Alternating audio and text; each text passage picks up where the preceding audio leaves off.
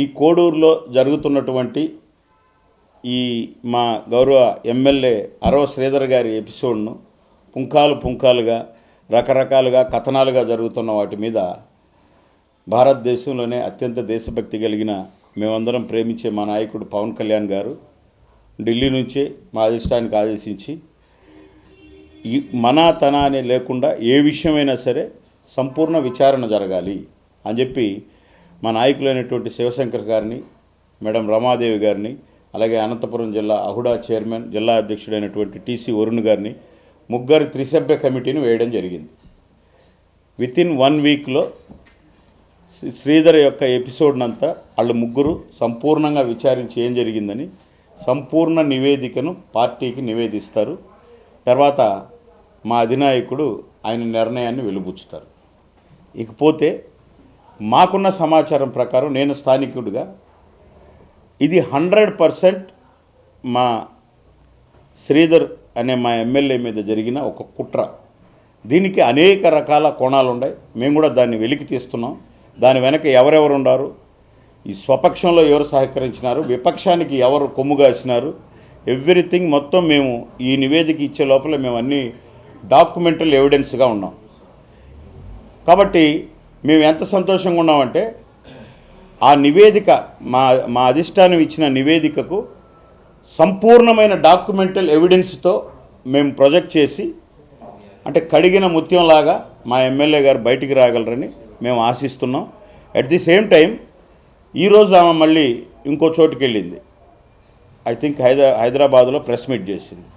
దాంట్లో ఒక బాధిత మహిళగా లేదామా, మీరు చూస్తే ఎంత దౌర్జన్యంగా మాట్లాడుతుందంటే ప్రెస్ వాళ్ళు అమ్మ ఎవరైనా లాజికల్ అడుగుతారు, పెద్ద పెద్ద సినిమా హీరోలు లేకుంటే ఎంత పెద్ద లెజెండరీలైనా గౌరవంగా అడుగుతారు. నువ్వు ఏ సంబంధం లేనప్పుడు ఒక విలేకరిని ఎందుకు ఇంటికి పిలిచి కొట్టినావు, ఇవన్నీ అడిగారు వాళ్ళు. అడిగితే నీకు సమాధానం చెప్పాల్సిన అవసరం లేదు.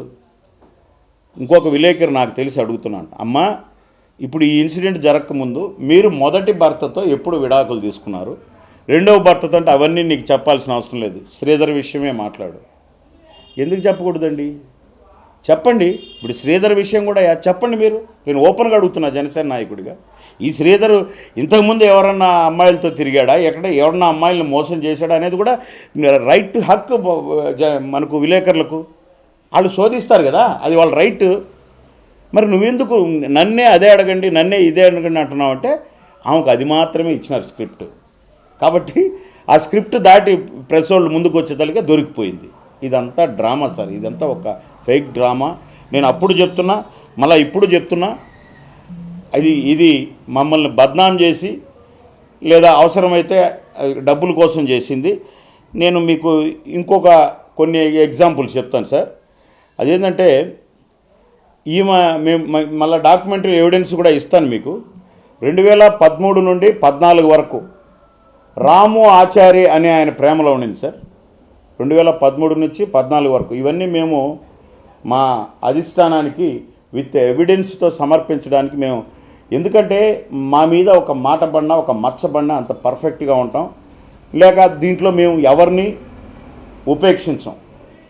నేను అదే ఈరోజు కూడా జగన్మోహన్ రెడ్డి గారు వచ్చి మాట్లాడినారు, అదేగా వాడు వీడు అరవ శ్రీధర్ అండి. మరి ఆయన మహిళల మీద అంత ప్రేమ చూపించేవాడు, మరి తల్లి చెల్లెలు ఎందుకు తరిమి కొట్టాడో మాకు తెలియదు. మళ్ళీ అదొక విషయం.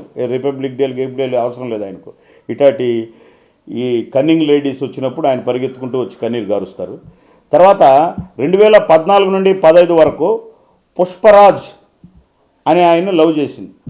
ఇతను మిద్ది మీద నుంచి దూకినాడు ఈమె దెబ్బకు భయపడి. 2015 నుంచి 16 వరకు సాయి అనే వ్యక్తితో ప్రేమించింది. 2018లో సాయి మనోజ్ వాడిని ప్రేమ చేసి వాడిని వాళ్ళ ఇంట్లోనే కలిసి ఉండింది. నేను వాళ్ళ మదర్ను కూడా మీకు మీడియా ముందుకు తేగలను త్వరలో. నా కొడుకు చనిపోయేంత వరకు పోయినాడని వచ్చింది. 2019లో రాచం రెడ్డి అనే ఆయన్ని పెళ్లి చేసుకునేది. ఎవరు రాచం రెడ్డి? ఇప్పుడుండే నాగమణి రెడ్డి. అట్లా ఈమె ఒక 5-6 మంది తర్వాత వీణారెడ్డి అయింది. ఇప్పుడు ఆమె రాచం రెడ్డి వీణారెడ్డి, హర్ష వీణారెడ్డి. ఆమెకు ఒక 9-10 ఉన్నాయి ఇన్స్టా ఐడీలు. పాపం బాధిత మహిళ కదా, ఒక తెలియక ఎవరో గౌరవంగా ఒక ఎమ్మెల్యేకి పెడుతుంది మెసేజ్. ఆయన స్పందిస్తే కన్నీరు మున్నీరు అయిపోతుంది. ఈమెకు మాత్రం 9-10 ఇన్స్టా అకౌంట్లు ఉన్నాయి. తర్వాత రైల్వే కోడూరులో ఎంటర్ అయింది.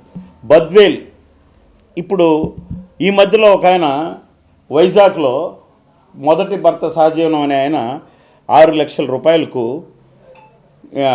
కోర్టుకు పోయి ఎవరి మీద ఎవరు లేకుండా సెటిల్ చేసుకునింది. 2 ఆయన మిద్ది మీద చూపినాడు, 3 ఆయన ఉన్నాడు. ఇప్పుడు ఈయన వాళ్ళందరి గురించి అడగద్దు, నేను 4 ఆయన గురించి చెప్పండి ఇప్పుడుండే ఆయన అని అడుగుతాను. ఇది ఉన్న వాస్తవం.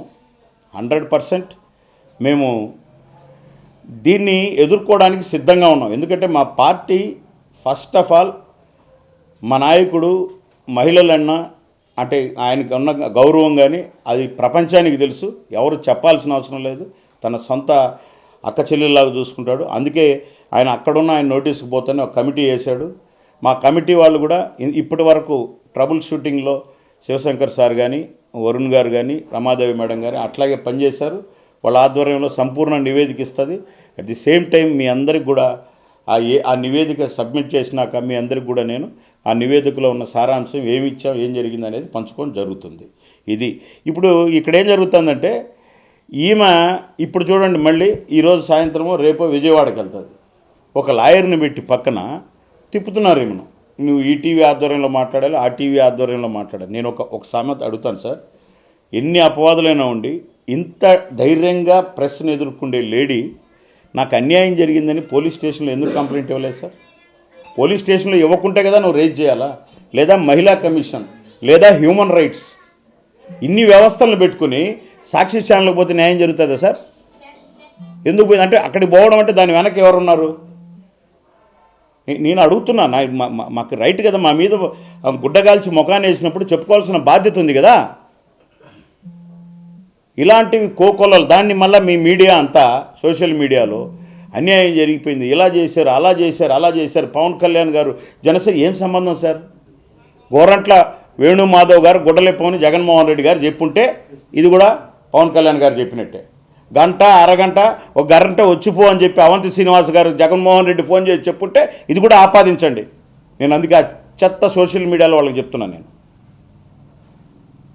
నేను సంజన సుకన్య అని ఏం అరగంట వచ్చిపోలేవా అని అడిగిన అంబటి రాంబాబు గారికి జగన్ రెడ్డి ఫోన్ చేసి ఇట్లా చేయని చెప్పుంటే ఇక్కడ కూడా మీరు ఆపాదించండి. నేనేంటంటే ఫెయిర్గా మాట్లాడదాం. ఒక ఇద్దరు వ్యక్తుల యొక్క పర్సనల్ వ్యవహారాన్ని అట్లే చూద్దాం. అది జనసేన పార్టీ, అది పవన్ కళ్యాణ్ గారు అంటే.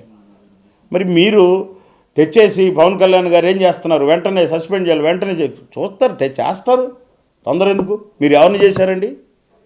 మాకందరికీ నిజరూప దర్శనాలు చూపించిన గోరంట్ల మాధవ్ అది వీడియో కాదని చెప్పినారు. ఇటు మొత్తం ఎవరిని చేశారు మీరు? మరి మీరు మాకు వచ్చి నీతులు చెప్తున్నారు.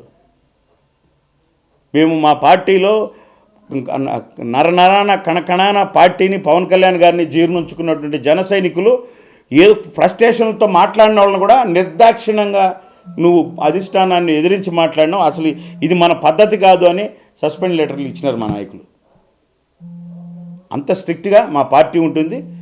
ఈ కమిటీ ఈ నివేదిక ప్రకారం 100% ఇప్పుడు ఆమె అలిగేషన్ చేసింది. ఎస్, ఎవరైతే రేపు ఈరోజు జనవాణి ఉంది, రేపు పొద్దున్నే చెక్కులు పంపిణీ ఉంది, వారం రోజులు పార్టీ కార్యక్రమాలకు దూరంగా ఉండమన్నారు. ఎస్, సదా సర్వదా మా నాయకుడి యొక్క నిర్ణయం శిరసావహిస్తున్నాం. 7 రోజులు దూరంగా ఉంటాం, వాళ్ళు పిలిచిన రోజు వెళ్తాం. కొన్ని వందల డాక్యుమెంటల్ ఎవిడెన్స్, అసలు బర్త్ నుంచి ఈరోజు వరకు నువ్వు సింహాద్రిపురంలో మీ నాయన సృజన్ చచ్చిపోతే ఇడికొచ్చినావు, నీకు ఎస్ఆర్ లేదు, ప్రభుత్వ ఉద్యోగి అని చెప్తున్నాడు ఆయన సీఎం గారు. మరి ప్రభుత్వ ఉద్యోగికి సర్వీస్ రిజిస్టర్ ఉండదా? ఎందుకు లేదండి? కండక్ట్ సర్టిఫికేట్ ఇవ్వాలి, 2 ఏళ్ళు అయిపోతానే ప్రొబిషన్ పీరియడ్. ఇవ్వలే, ఎందుకంటే నీ కండక్ట్ బాగలేదు, వాళ్ళ మీద తిరుక్కున్నావు. కానీ అది పంచాయతీ కాబట్టి శాలరీ వేసేసినారు, అందరితో పాటు అకౌంట్ ఉంటుంది కాబట్టి. ఇప్పుడు అది తెలిసినాక నిలబడ్డారు. మీకు ఇంకో కొత్త విషయం, ఈరోజే కలెక్టర్ గారు సంపూర్ణ ఎంక్వైరీ అడిగినారు. అవును, తిరుపతి కలెక్టర్ గారు ఫస్ట్ ఈమె జిల్లా కలెక్టర్ ఈమె యొక్క మొత్తం ఎంక్వైరీ తీసి ఆమె రిపోర్ట్ తెమ్మన్నారు. ఓకే, కలెక్టర్ గారు ఐఏఎస్ కదా, ఆయన చుట్టం కదా, ఆయన కూడా తెప్పించుకుంటాడు కదా అంతా. ఇది 100% అందుబాటులోకి వచ్చాడు. మీరు అడిగారు, నేను అందరికీ మీకు ఆయన యొక్క అభిప్రాయాన్ని మీకు ఇచ్చాం. అది కూడా ఎందుకంటే మేము లీగల్గా ఒక ఒపీనియన్ తీసుకున్నాం. హైకోర్టు, సుప్రీంకోర్టు లాయర్లతో మాట్లాడితే 100% ఇప్పుడు కూడా అదే చెప్తున్నాను మీకు. మేము ఈ వీడియోస్, ఈ డీప్ ఫేక్ వీడియోస్ ఇవన్నీ జరుగుతున్నాయి కదా, వీటి మీద మాకు ఒక డైరెక్షన్ ఇవ్వండి అని చెప్పి హైకోర్టుకు పోతున్నాం. వాళ్ళు కూడా మాకు కొన్ని సలహాలు ఇచ్చి ఉంటారు న్యాయంగా. అంటే ఇది మరి మాట్లాడించండి, మీరు చేయొద్దండి. దాని ప్రకారం వాళ్ళు ఇచ్చిన మా లీగల్ సూచనల ప్రకారం, పెద్దవాళ్ళు ఇచ్చిన ప్రకారం ఆయన ఏదో మాట్లాడి మీకు ఇచ్చాడు. బట్ ఈరోజు నాకు తెలిసి రేపు మోషన్ కల్లా తీసేసుకుంటారు. అది రేపు మోషన్ తీసుకున్నాక మీ అందరి దగ్గరకు వచ్చి మీరు ఎంతమంది కావాలో నేను ఇంటర్వ్యూ ఇప్పిస్తాను. ఆమె గురించి మీరు ఒక మాట చెప్తాను. ఆమె వీళ్ళందరితో మాట్లాడినప్పుడు ఒక వీడియోని మీకు పెట్టింది, నేను చూపిస్తాను నీకు, తర్వాత మీకు వివరిస్తుంది. దాంట్లో 7:43 ఉంటుంది టైం. మళ్ళీ మనం నెక్స్ట్ డైలాగ్కి వచ్చేటప్పటికి 9:43 ఉంటుంది. అంటే 2 గంటలు మాట్లాడిందా, లేదా 2 గంటలు మాట్లాడతారు ఒక మాట మాట్లాడడానికి, మళ్ళీ 10:47 ఉంటుంది. అంటే ఈమె ఎక్కడెక్కడో జరిగినటివన్నీ క్రోడీకరించి ఒక డిజిటలైజ్ చేసి దాన్ని చేసుకుంటుంది. ఇప్పుడు అక్కడ శ్రీధర్ ఈమెతో మాట్లాడే చూసాం మనం. రూపానందరెడ్డి వీడియో ఉంది. ఆయన ఉండే, ఇంట్లో ఉండే, బయట ఉండే, ఎక్కడుండే వీడియోలు కొన్ని లక్షలు ఉంటాయి రోజు. ఇప్పుడు నాకు తెలిసి ఇక్కడున్న విలేకరులు కూడా ఉండరు, ఆయన కూర్చొని లేచిన తీస్తూ ఉంటారు. వీటిని ఏదో ప్యాచప్ చేసి ఉంటుందని మేము అనుకుంటున్నాం అంతే. ఓకే, అది బయటకు వస్తుంది కదా. నేను కూడా మాట్లాడినా పొద్దున్నుంచి సాక్షి, ఐ థింక్ ఇంకొక ఛానల్లో నేను మాట్లాడింది కూడా వస్తుంది. నేను మీకు ఒక విషయం చెప్పాలి. ఆమె బాధితురాలుగా నాకు ఫోన్ చేసింది. సార్ మీ పార్టీ కదా, నేను ఇట్లా అంటే, అమ్మ నేను ఎక్కడికి రాను, నువ్వు అన్న సార్ అని పిలిచినావు కాబట్టి నా ఇంటికి రాని పిలిచా. నా మిస్సెస్ ఉన్నారు, నా కొడుకు ఉన్నారు, నేను ఇంకొక 2 నాయకులను పిలుచుకున్నా ఇంటికి. నేను ఆ ఫోటో కూడా చూపిస్తాను. ఖమ్మమ్మ అంటే వచ్చింది, అక్కడ కూర్చుండింది, ఇక్కడ కూర్చున్నా 2.5 గంట కూర్చొని మాట్లాడినాం. నాకు అన్యాయం జరిగింది సార్, ఇది జరిగింది అంటే. ఎందుకమ్మా, ఏం జరుగుతుంది, దానికి పోదాం మాట్లాడదామన్నా. ఆమె రికార్డ్ చేసి ఉండొచ్చు. చెప్పాను నేను, నీకు రికార్డ్ చేశారో చేసుకోమ్మా, నేను తప్పు మాట్లాడితే కదా. ఆమె ఏమి రికార్డ్, మా తర్వాత మరుసటి రోజు ఫోన్ చేసింది, ఏంటి సార్ ఇంకా అని. ఓకే, ఏదైనా పర్లేదు అని చెప్పా.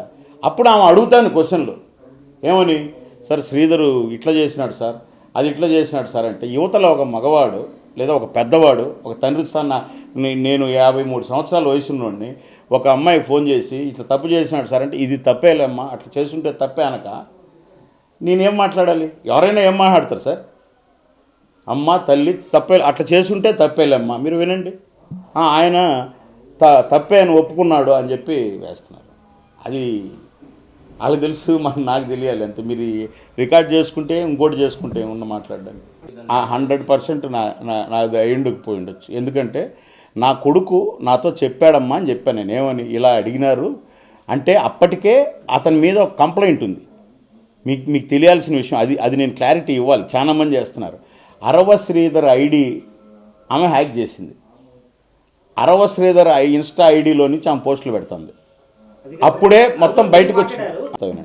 ఇప్పుడు వినండి, మీకు మీ ఆన్సర్ నేను ఇస్తాను. నేను దేనికి, అది ఏంటంటే బెంగళూరులో ఎవరో అందరూ మన ఈ ఊరు నుంచి పోయినప్పుడు మన ఊర్లో గెలిచాడు మన వాళ్ళు కదా అని చెప్పి అందరూ ఇన్స్టాలో అభినందనలు తెలిపితే, ఆ రోజు కాదు కొన్ని రోజుల తర్వాత ఫ్లట్టింగ్ పెడుతూ వచ్చింది అని. అప్పటికే ఈ అమ్మాయి హ్యాండ్ ఓవర్ చేసుకొని ఉండదు ఐడి. విషయం ఏం చేసిందే అది కూడా చెప్పాలి మీకు. ఇంకొక నిజం కూడా చెప్తా. ఈరోజు అమూల్యారెడ్డి, సంజన, ఇంకోటి ఇటువంటి ఐడీలు కొన్ని క్రియేట్ చేసుకొని ఈఎంఐ అతనికి మళ్ళీ పెడుతుంది. నమస్తే సార్, మీకు అన్యాయం జరిగింది, గుడ్ మార్నింగ్ సార్, మాకు మహిళను అని. అతను హలో ఓకే అమ్మా ఎప్పుడు రండి అని చెప్పి మాట్లాడినాడు అనుకో, అమూల్యతో నీకేం పని అని అడుగుతుంది. అట్లా పెడుతుంది ఆ ఐడీల్లో. అంటే అమ్మాయి ఒక ఫుల్ ఫ్లెడ్జెడ్ హ్యాకర్, అన్ని ఎవ్రీథింగ్ మనకు అర్థమైంది. మనం ఓపెన్గా మాట్లాడతాం. ఇప్పుడు నేను అడుగుతాను మిమ్మల్ని, అమ్మాయి టనింది సార్, వాడు ఎదవ సార్, చెట్టుకు కట్టేసిన మనిషిని పూలు వేస్తే పోతాడు సార్ అని చెప్తే అది అట్లా తోడు సార్ అంటే మన ఆన్సర్ ఏమొస్తుందండి? తప్పమ్మా, అటు తప్పులే అంటాం. అది అరవ శ్రీధర, తాతంశెట్టి నాగేంద్ర, ఇంకోరా అని కాదు కదా. ఎవరున్నా అటువంటిది అయితే తప్పు అంటాము. అదే జాక్ 7 అనే ఒక ఆడియో రిలీజ్ చేసింది ఈరోజు. దాంట్లో తెలుసా 100% అది శ్రీధర్ది కాదు.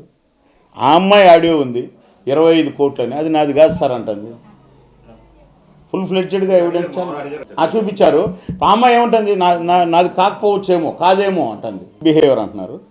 నేను ఆ ఏజ్ గ్రూప్లో ఉన్నవాళ్ళు, మీరు అరవ శ్రీధర్ విప్పు అలా చూస్తున్నారు. ఎస్, బట్ నేను నా కొడుకు ఏజ్ గ్రూప్లో ఉన్న ఒక బిడ్డలాగా చూస్తున్నా. 27 ఏళ్ళ యువకుడు, ఇంజనీరింగ్ చదువుకున్న యువకుడు ఎవరైనా ఇన్స్టాల్ పొజిషన్లో hello sir, hi sir, you are good, you are look smart అంటే థ్యాంక్ యూ, ఇటువంటి ఆన్సర్లు ఇస్తారు సార్ ఎవరైనా?